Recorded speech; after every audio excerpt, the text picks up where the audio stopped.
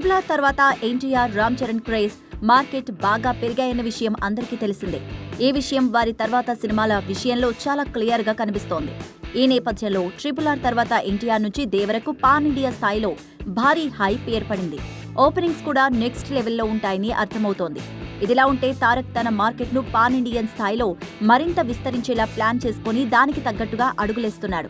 ప్రశాంత్ నీల్తో సినిమాను లైన్లో పెట్టిన తారక్ బాలీవుడ్ లో హృతిక్ రోషన్ తో కలిసి వార్ 2 చేస్తున్నాడు. అయితే ప్రస్తుతం ఎన్టీఆర్ నుంచి రానున్న దేవరా సినిమాను కూడా ఎన్టీఆర్ హిందీలో రిలీజ్ చేయబోతున్నారు.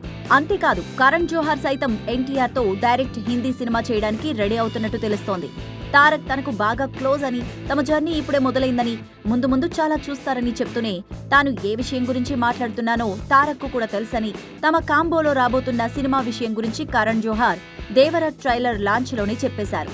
కరణ్ ప్రొడక్షన్ లో ఎన్టీఆర్ సినిమా అంటే బాలీవుడ్ షేక్ అవడం ఖాయమంటూ అప్పుడే ఫ్యాన్స్ ఖుషి అయిపోతున్నారు. ఏదేమైనా ఎన్టీఆర్ తన కెరియర్ ను ప్లాన్ చేసుకున్న విధానం అందరినీ ఆశ్చర్యపరుస్తోంది.